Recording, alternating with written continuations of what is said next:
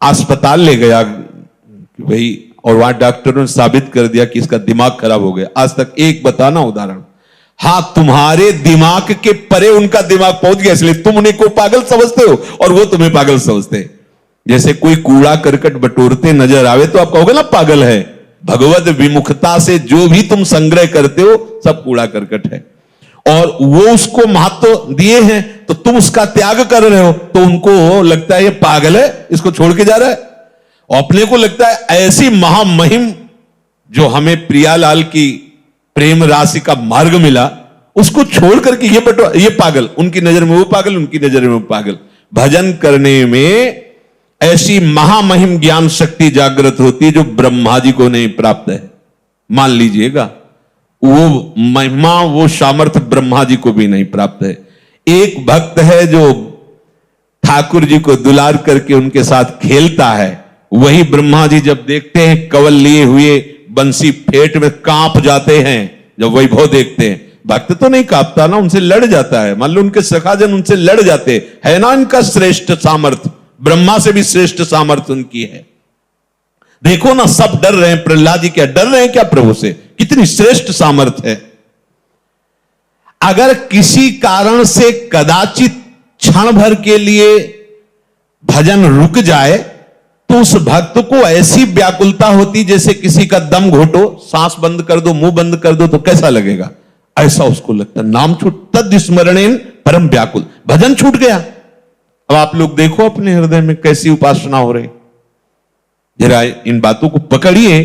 अगर किसी कारण से क्षण भर के लिए भजन रुक जाए तो जैसे क्षण भर के लिए श्वास रुक जाए तो दम घुटने लगती है, व्याकुलता आ जाती। ऐसे तद विस्मरणेन परम व्याकुलते थी। क्या ऐसा होता है? देख लीजिए आप, सावधान। क्षण भर के नाम छोड़ने के लिए अगर त्रिभुवन की संपत्ति दी जाए तो भी वो जो नाम नहीं छोड़ता उसी को महाभागवत कहते हैं, क्योंकि ये सब मायाकृत है। इसको बैठा लो हृदय में। महत्व बुद्धि ऐसी नाम के प्रति होनी चाहिए, सामने वाला व्यक्ति प्रसन्न होगा तो क्या दे देगा। भक्त का चित्त अनन्य होता है। पहली बात, भक्त भगवद आश्रित होकर के निरंतर भजन परायण रहता है और प्रभु के सुख के विषय में सोचता है। चलो उतनी ऊंची स्थिति नहीं तो इतनी बात मान लेते हैं, प्रभु के आश्रित होकर निरंतर भजन परायणता। अब दूसरी बात, भक्त का चित्त अनन्य होता है, केवल प्रियालाल के आश्रित होता है। ऐसे उपासक का नित्य निरंतर स्मरण होता है प्रिया प्रीतम का। जो अनन्य भाव से मेरे को स्वीकार कर लेता है तो एक क्षण के लिए भी मैं उसके हृदय को छोड़ता नहीं हूं। समझिए, जब प्रभु मुझे पकड़ लेंगे तब कैसा आनंद होगा। अभी तो हम प्रभु के नाम रूप को पकड़ने की चेष्टा करते हैं, तब इतनी हिम्मत आ गई कि संसार के भोगों को ठुकरा कर, संसार के संबंधों की परवाह न करके आगे बढ़ रहे हो।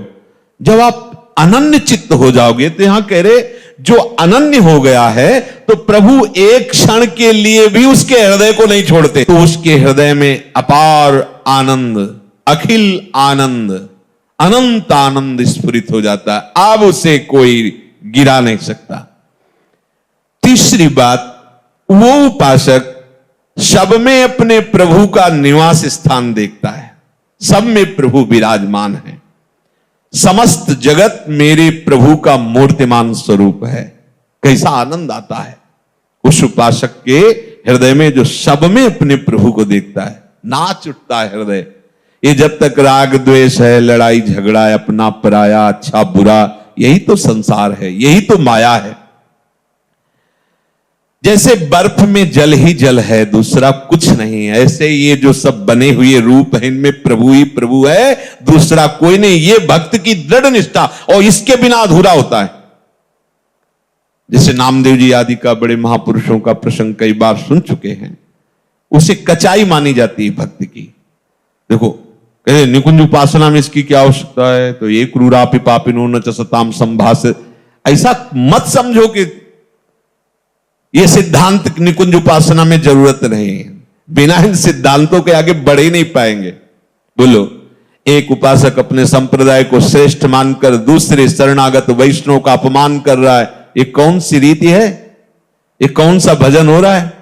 एक आचार्य निष्ठा दिखाने के लिए अपने ही आचार्य के स्वरूप दूसरे संप्रदाय के आचार्य की निंदा कर, ये कौन सा स्वरूप है?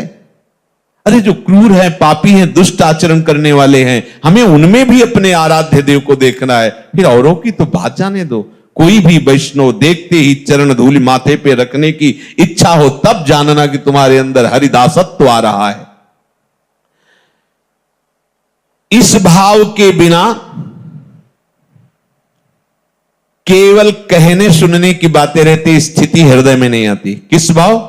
सब में मेरे प्रभु हैं। अब जैसे कोई कह दे कि पापाचरण, तो संसार की सम्मुखता में पापाचरण होते हैं, भगवत शरणागति में पापाचरण होते ही नहीं।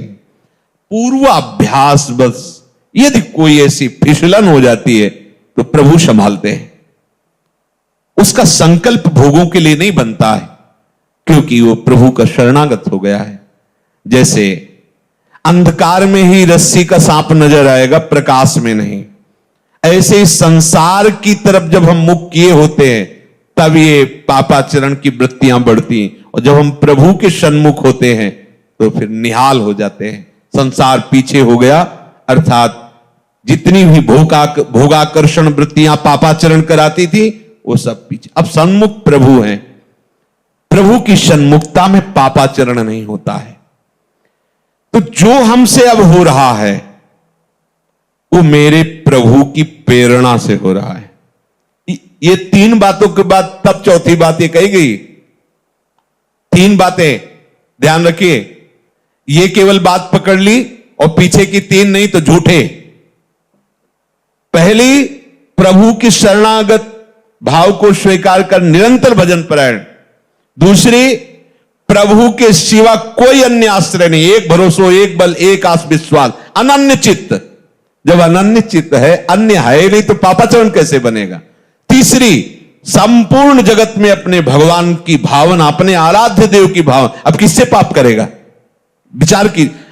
ये बात अज्ञानी जन पकड़ लेते हैं, कहीं की बात कहीं का। एक क्रम है हर बात की, एक स्थिति है।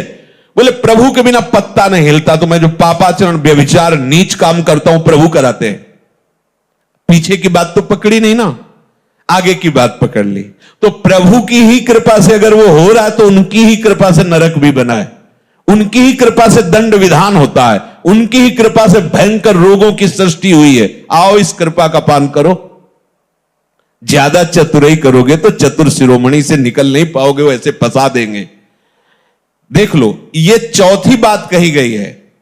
पहले तीन स्वीकार करो तो चौथी में अपने आप आ जाएगा कि हरि यंत्र की भांति मुझे चला रहे हैं, मेरे द्वारा जो भी भजन साधन हो रहा है प्रिया प्रीतम की कृपा करा रही, मेरे में तो किंचन मात्र सामर्थ्य नहीं है। जल के रस, चंद्र सूर्य के तेज, आकाश के शब्द, पृथ्वी की गंध, अग्नि की दाहिका शक्ति, वायु की धारणा जीवन शक्ति, जीव के जीवन, पुरुषों के पुरुषत्व, बुद्धिमानों के बुद्धि, तेजस्वियों के तेज, ज्ञानियों के ज्ञान, मनुष्यों के मन, सब सामर्थ्य इन्हीं से आती है, प्रभु से आती है। सबका मूलाधार, शक्ति का केंद्र प्रभु है। ऐसे अव्यय, अनादि, अनंत शक्तिमान प्रभु को अपना समर्पण करके भक्त प्रतिपल देखता है, वो मुझसे करवा रहे, वो बुलवा रहे, ये गवा रहे, ये कहीं अपने को नहीं देख पाता, अपनी सुधि ही नहीं रहती। जब समस्त शक्तियों के दाता प्रभु है तो आप में तत्प्रसादात पराम शांति स्थानम प्राप्स्यसि शाश्वतम। जो बिहारी जी की शरण में हृदय से हो जाता है, सही पूछो कुछ करने की जरूरत नहीं। कह रहे तत्प्रसादात पराम शांति।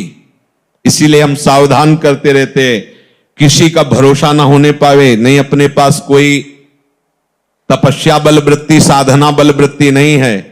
हम सब केवल एक कृपा के आश्रित हैं। अगर किसी अन्य का भरोसा हो गया, अन्य का आश्रय हो गया तो चूक हो जाएगी।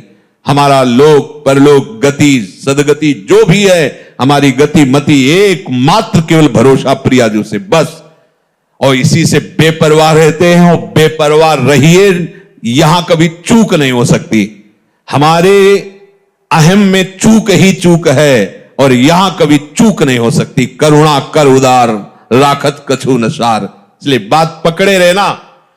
कांप जाना अगर अन्य भरोसा होने की बात आवे कि पूरा का पूरा हमारा तो संविधान ही खत्म हो गया। इसमें किसी भी व्यक्ति का कभी कोई बल आश्रय मत ले लेना, चाहे वो सोने की पूरी महल बनवा दे। आश्रय इतना भी अगर डिगे तो गए, बस आप समझ लो हमारी जो भगवत प्राप्ति की दहाड़ है वो केवल इनके भरोसे से है। एक एक शब्द वाणी का मनन करने पर यह बात कह रहा हूं। इस शरीर की चिंता नहीं करनी, पोषण भरण न चिंत कराई, और भगवत प्राप्ति की भी चिंता नहीं करनी। वो प्रभु कह रहे हैं, मैं स्वयं तत्प्रसादात पराम शांति स्थानम प्राप्स्यसि शाश्वतम।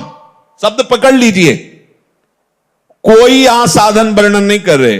तमेव शरणम गच्छ सर्वभावेन। सब भावों से एक बिहारी बिहारिन की शरणागति स्वीकार कर लो, वो आपको पकड़ करके चलाना। ऐसे चलो, ऐसे चलो, कृपा करके वो आपको सद्मार्ग में चलाकर महात्मा बना देंगे। और अगर आप भरोसा दृढ़ कर लिए तो तत्प्रसादात पराम शांति स्थानम प्राप्स्यसि शाश्वतम। ये वृंदावन शाश्वत स्थान है, इसकी प्राप्ति हो जाएगी। आवागमन से मुक्त हो जाओगे, परम शांति। अब चौथी बात है कि अपने प्रभु को सबसे बढ़ करके मानना।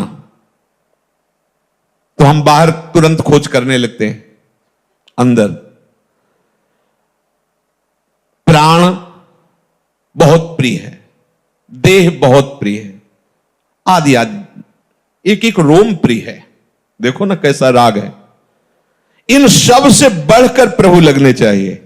इस बात की जब भगवान ने अपने भक्तों से परीक्षा ली तो थर्रा जाओगे, सोच करके थर्रा जाओगे। आरा चलवा दिया महाराज ने, मैं सबसे बढ़कर प्रिय हूं। चला, दोनों खड़े हो, अपने पुत्र को आरे से चीरो।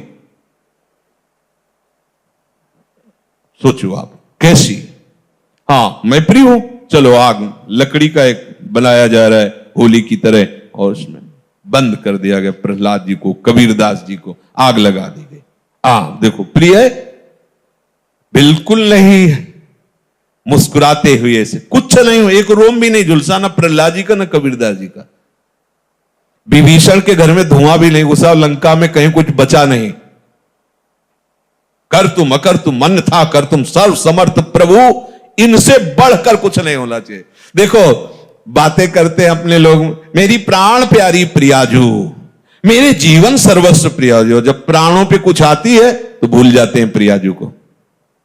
अब किसी तरह ठीक होना चाहिए। क्यों ठीक होना चाहिए? और बिगड़ जा, तेरे सहारे। अरे मैंने साधन, साधन क्या है? सर्वे साधन वरिष्ठ चिरम निरा। राधा राधा मरते दम तक यही हमारी पी पी पी पी पुकारता रहता है पपीहा। इसीलिए उसे प्रेमियों में उदाहरण दिया जाता है। कुछ नहीं, राधा राधा राधा।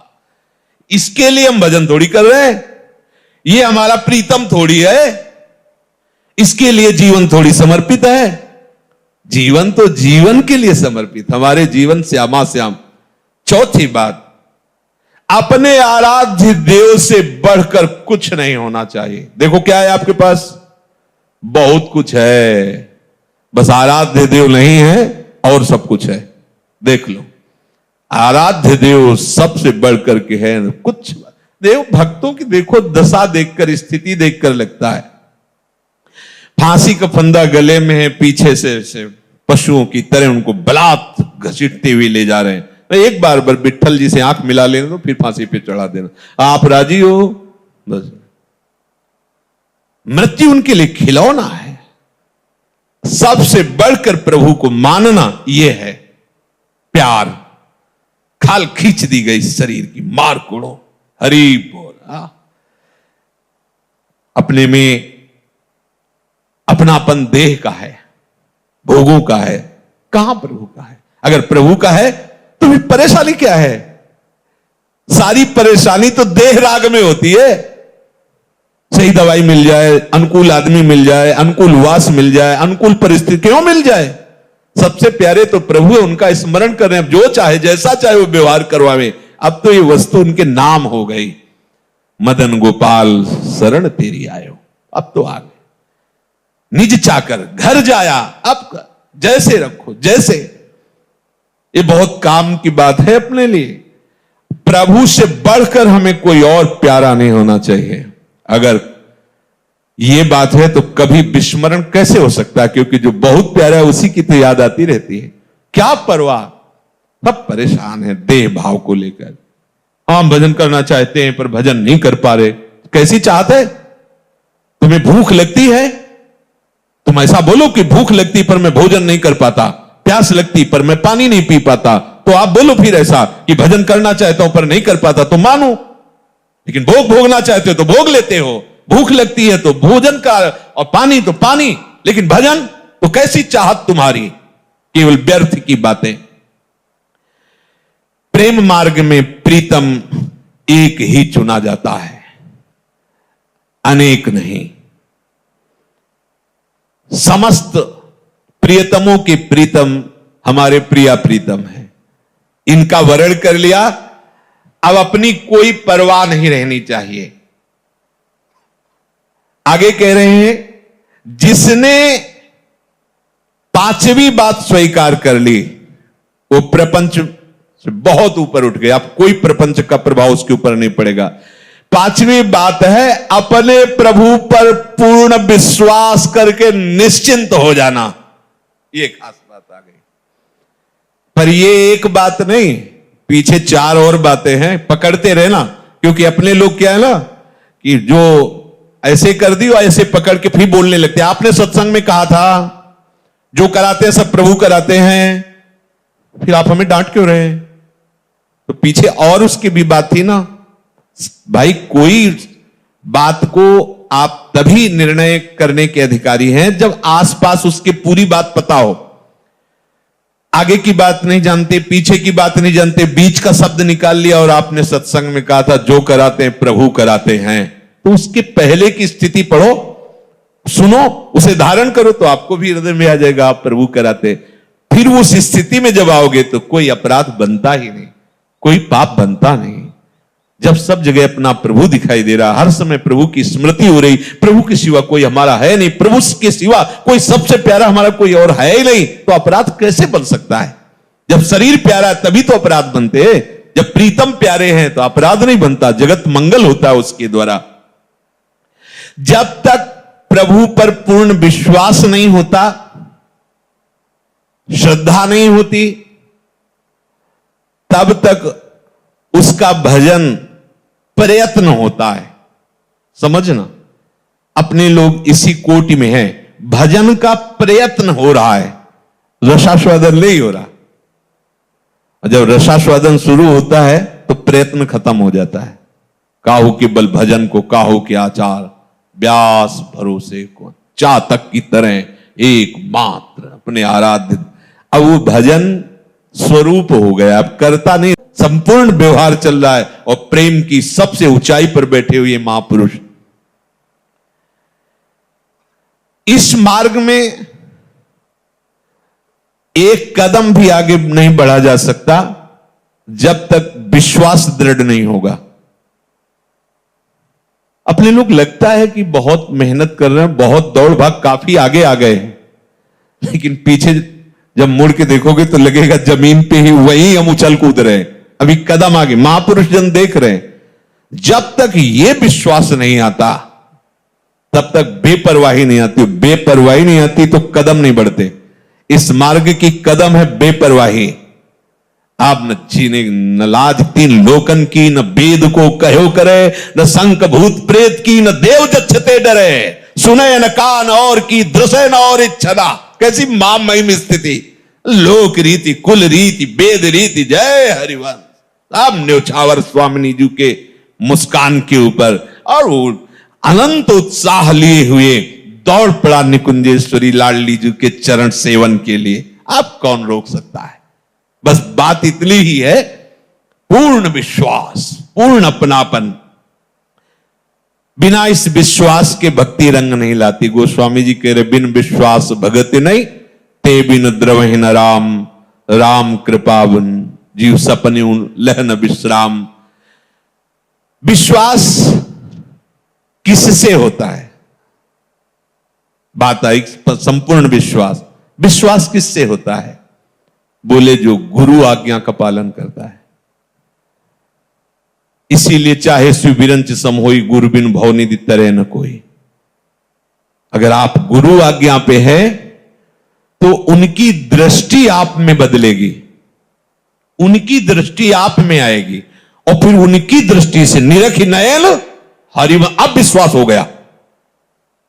निकसि कुंज ठाढ़े भये, भुजा परस्परंश, श्री राधा वल्लभ मुख कमल निरखी। कहां से? बोले नयन हरिवंश। अब उन्होंने दृष्टि दी, अब देख रहे हैं, अब विश्वास हो गया। बिना देखे कैसे विश्वास हो? बिन जाने न होए परतीति, बिन परतीति होए नहीं प्रीति। बिना जाने विश्वास कैसे हो जाएगा? हमारा परिचय तो हो। तो बोले वो परिचय कैसे होता है? गुरु आज्ञा का पालन करने से गुरु प्रसन्न हुए और अपनी दृष्टि दे दी। तो नीरख नयन हरिवंश क्या? निकस कुंज ठाढ़े भय, भुजा परस युगल। अरे कितना महासुख, इतने लाडले।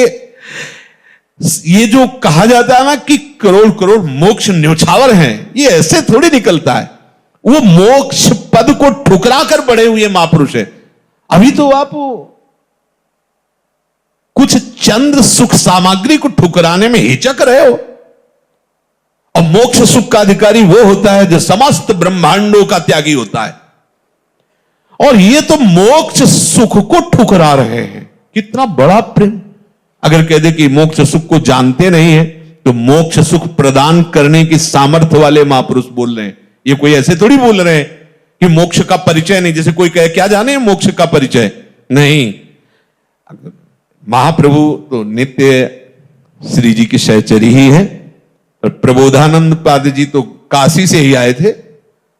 न जाने कितने लोगों को मोक्ष पद पर प्रतिष्ठित कर दिया सन्यासी बना के। और जब वृंदावन की लाडली जी के चरणारविंद का रंग चढ़ा तो वृंदावन महिमामृत में कई जगह आया है, थुतकी कृत्य, थूक दो मोक्ष के ऊपर, ऐसा ये सुख है। लाडली जो मुस्कुराती, नूपुर झनकारती, प्रीतम की तरफ चितवन, और दोनों युगल। कौन है ये?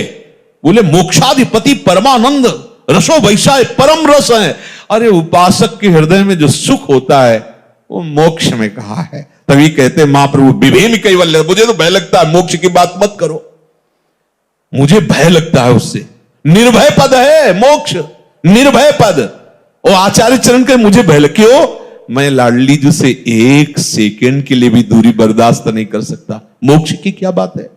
यू वृंदावन सिमनि कश्चन घनाश्चर्या किशोरी मणिस तत्कंकर रसामृताधि परम चित्ते न में रोचते। प्रभु के मिलन में देर नहीं है, हमारे विश्वास की पुष्टता होने में देरी है। विश्वास हो गया, बस बात बन गई। खंभे से निकल पड़े प्रभु, खंभे से, कुत्ते से प्रकट हो गए प्रभु। विश्वास हो जाए, भांग के सिलबट्टा से धन्ना जी ने प्रभु को, सिलपिल्ले बाई पत्थर के टुकड़े में भगवान साक्षात्कार कर लिया। गुरु के वचनों पर दृढ़ विश्वास कि ये भगवान है। देखो दृष्टि दी गुरु ने, भगवत साक्षात्कार हो गया। हम सदैव आचार्य शास्त्र और गुरु आज्ञा के अंतर्गत पहली बात प्रभु के शरणागत होकर निरंतर भजन का प्रयास करना। दूसरी बात अन्य कोई आश्रय न होना, अनन्य चित्त होना। हमारे जीवन में अनन्यता का बहुत। तीसरी बात जितनी भी क्रियाकलाप हैं मेरे प्रभु के द्वारा हो रही हैं, ऐसा अनुभव करना। और चौथी बात, हमारे हृदय में ये दृढ़ विश्वास हो जाना कि प्रभु के सिवा हमारा कोई नहीं है। बहुत प्यारे हमारे प्रभु हैं, यही हमारे प्रीतम हैं और इनके सिवा हमारा कोई नहीं। आज के सत्संग का सार ये दृढ़ विश्वास कर लो तो जो प्रभु कह रहे हैं कि त्रैगुण्य विषया वेदा निस्त्रैगुण्य भवा अर्जुन नित्य सत्वस्थो निर्द्वंदो निर्योगक्षेम आत्मवान, वो अपने आप हो जाओगे, आपको कुछ करना नहीं पड़ेगा। योगक्षेम का वाहन प्यारी जो प्यारेजू करेंगे, प्यारी जो प्यारे जो हमारी आत्मा है तो आत्मावान हो जाओगे। प्यारे जो से प्यार किया है तो सारे जगत में उन्हीं की छाया उन्हीं की आभा दिखाई देगी। अपने आप निर्द्वंद हो जाओगे, अपने आप योगक्षेम की चिंता नहीं रहेगी, अपने आप सब जगह अपने प्रीतम का राज्य देखोगे, अपने आत्मस्वरूप प्रीतम को पाकर निहाल हो जाओगे, अपने आप ही ये श्लोक आ जाएगा। ये जो आज का सत्संग, इसे जीवन में केवल उतारो तो लाडली जी का प्रादुर्भाव हो जाएगा, है ना। लाडली आज धारण करो, कल हो जाएगा। जहां आप में परिपक्वता आई तो वो तो सही मानो वो तैयार हैं। अगर वो स्वीकृति ना की होती हम सबकी तो हमें ये सौभाग्य ना मिलता। बस लेट है तो हमारी तरफ से लेट है, विलंब है तो हमारी तरफ से है। अपनी तरफ से अनन्यता, शरणागति, निरंतर चिंतन, प्रभु के द्वारा प्रेरित होकर क्रियाकलाप हो रहे हैं। सबसे प्यारे प्रीतम हमारे प्रभु हैं और दृढ़ विश्वास कि हमें उनकी